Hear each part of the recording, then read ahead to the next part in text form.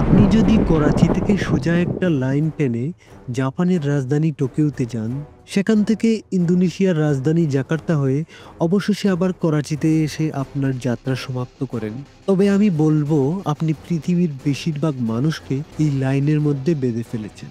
এই ত্রিভুজাকৃতির জায়গাটিতে বসবাস করেন পৃথিবীর অর্ধেকেরও বেশি মানুষ।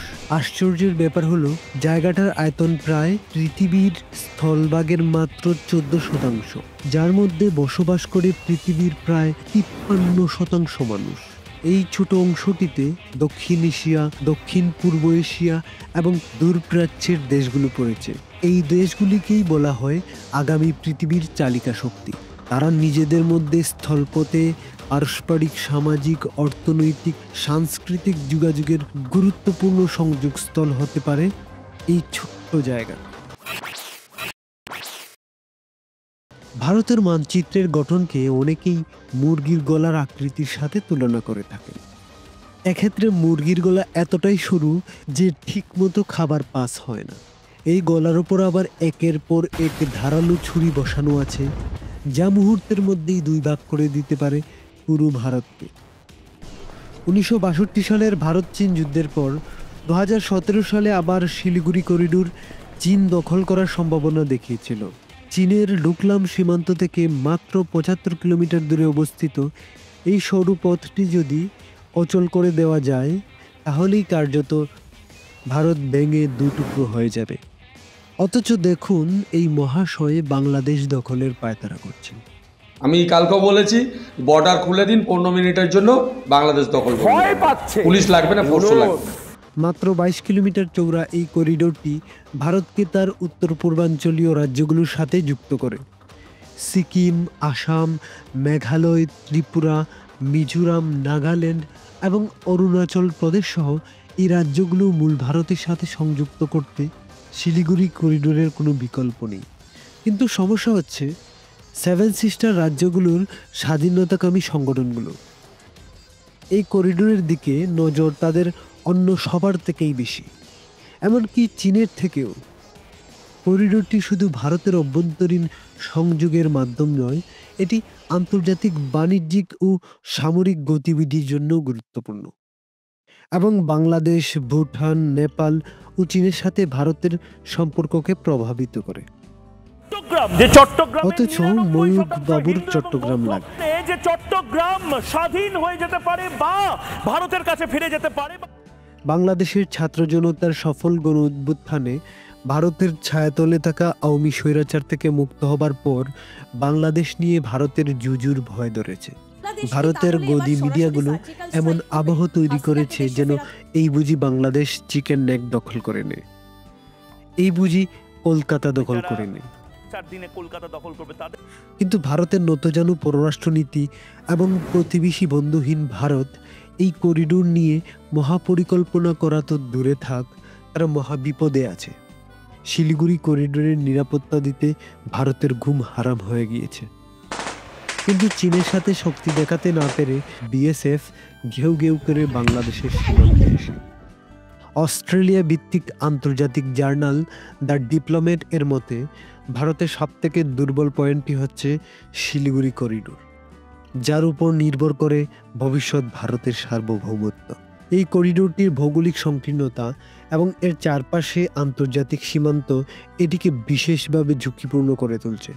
5 আগস্ট 2024 বাংলাদেশের ছাত্র আন্দোলনের পরিপ্রেক্ষিতে সেভেন সিস্টার রাজ্যগুলিতে নিরাপত্তার উদ্বেগ বৃদ্ধি পেয়েছে এবং ভারতের বাংলাদেশ কেন্দ্রিক শিলিগুড়ি করিডোরের বিকল্প প্ল্যান ব্যর্থ হয়েছে। বাংলাদেশের বিগত দিনের স্বৈরাচার সরকার ভারতকে লাগাতার আকাশ, নদী এবং সড়ক ট্রানজিট দিয়ে আসছে। সাম্প্রতিক রেল ট্রানজিট ভারতকে দিয়ে আসলেও ছাত্র জনতার অভ্যুত্থানের ফলে এই চুক্তি অকার্যকর থেকে যায়। ভারত মূলত শিলিগুড়ি করিডোরের বিকল্প হিসাবে বাংলাদেশকে ব্যবহার করতে চেয়েছিল, কিন্তু বাংলাদেশের ন্যায্য হিস্সা দিতে তারা কোনোভাবেই রাজি নয়। তাই বাংলাদেশকে নিয়ে তাদের আকাশকুসুম পরিকল্পনা কাজে লাগেনি।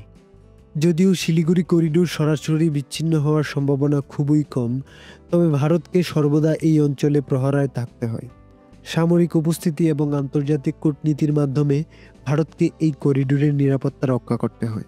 শিলিগুড়ি করিডোর তার ভৌগোলিক অবস্থান শুধু ভারতের জন্য নয়, পুরো দক্ষিণ এশিয়ার একটি কেন্দ্রবিন্দু হিসেবে কাজ করতে পারে।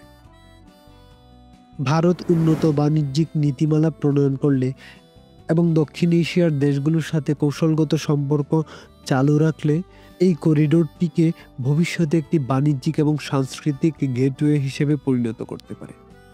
এই করিডোরটির মাধ্যমে ভারত ভৌগোলিকভাবে দক্ষিণ এশিয়া এবং দক্ষিণ পূর্ব এশিয়ার মধ্যে একটি শক্তিশালী যোগাযোগ ব্যবস্থা তৈরি করতে পারে, যা অর্থনৈতিক এবং সাংস্কৃতিক যোগাযোগের মাধ্যমে অঞ্চলটিকে আরও ঘনিষ্ঠভাবে যুক্ত করবে। এই প্রেক্ষাপটে শিলিগুড়ি করিডোর ভবিষ্যতে একটি আঞ্চলিক কেন্দ্রবিন্দু হয়ে উঠতে পারে। উদাহরণ হিসেবে আমরা দেখতে পারি, সুয়েজ খাল ইউরোপ এবং এশিয়ার মধ্যে সংযোগ তৈরি করেছে, যা আন্তর্জাতিক বাণিজ্যের সবথেকে গুরুত্বপূর্ণ রুট। সুয়েজ খালের মাধ্যমে প্রতিদিন হাজার হাজার পণ্যবাহী জাহাজ ইউরোপ এবং এশিয়ার মধ্যে পারাপার হয়। শুরুতে এটা নিয়ে সংঘর্ষ হলেও বর্তমানে এটি মিশরের অর্থনীতির অন্যতম চালিকা শক্তি হিসেবে রূপান্তর হয়েছে। ইস্তানবুলের বসফরাস প্রণালী তুরস্কে ইউরোপ এবং এশিয়ার সংযোগস্থল হিসেবে রূপান্তর করেছে। এই প্রণালী পৃথিবীর রাজনীতির একটি গুরুত্বপূর্ণ অংশ এবং এর অবস্থানের কারণে কৃষ্ণ সাগর তীরবর্তী দেশসমূহ তুরস্কের উপর নির্ভরশীল। শিলিগুড়ি করিডোরও এ ধরনের কৌশলগত গুরুত্ব বহন করে, যা আঞ্চলিক এবং আন্তর্জাতিক শক্তিগুলোর জন্য একটি গুরুত্বপূর্ণ লক্ষ্য হতে পারে। সাল 2017 চীন তিব্বতের ডুকলাম সীমান্তে একটা রাস্তা নির্মাণ করে। ডুকলাম সীমান্তের অপর অংশ ভারত এবং ভুটানের সীমানা রয়েছে।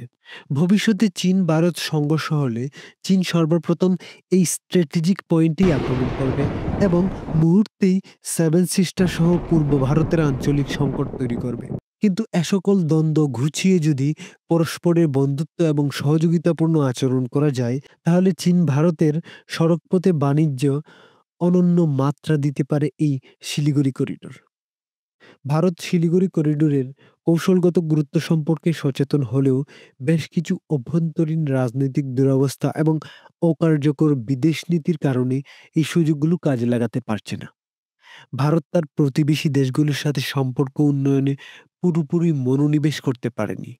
শিলিগুড়ি করিডোর শুধুমাত্র ভারতের জন্যই নয়, দক্ষিণ এশিয়ার অন্যান্য দেশগুলোর জন্য একটি গুরুত্বপূর্ণ যোগাযোগের মাধ্যম হতে পারত। কিন্তু ভারতের ভেতরকার সংকীর্ণ গণ্ডি থেকে বের হয়ে আন্তর্জাতিক সহযোগিতার মাধ্যমে করিডোরটিকে আরও কার্যকর করতে হবে। এই কনটেক্সটে সবথেকে গুরুত্বপূর্ণ জিনিসটা হচ্ছে চীন। চীনের সাথে সাংঘর্ষিক সম্পর্ক বন্ধুত্বে রূপান্তর করতে হবে। সংস্কৃতি, পর্যটন এবং প্রযুক্তিগত সহযোগিতা এই দুটি দেশের মধ্যে থাকলে পৃথিবীর মনোযোগ এদিকে ঘুরে যেতে বাধ্য। শিলিগুড়ি করিডোরকে কাজে লাগাতে পারলে এই অঞ্চলের বাণিজ্যিকভাবে ভারতের প্রতিনিধিত্ব বাড়বে। বিশেষ করে দক্ষিণ এশিয়ার সাথে থাইল্যান্ড, মিয়ানমার, মালয়েশিয়া এবং সিঙ্গাপুরের মতো দেশগুলোর সংযোগ প্রতিষ্ঠা করার পরিকল্পনা সম্ভব। বন্ধুরা, ইউরোপের দেশ অস্ট্রিয়াকে গিলে খেতে একসময় তার প্রতিবেশী দেশগুলো মরিয়াছিল। প্রতিনিয়ত যুদ্ধবিগ্রহ লেগেই থাকতো সেখানে। এটি পূর্ব এবং পশ্চিম ইউরোপের মধ্যে যোগাযোগের একটি গুরুত্বপূর্ণ সেতু হিসেবে কাজ করে।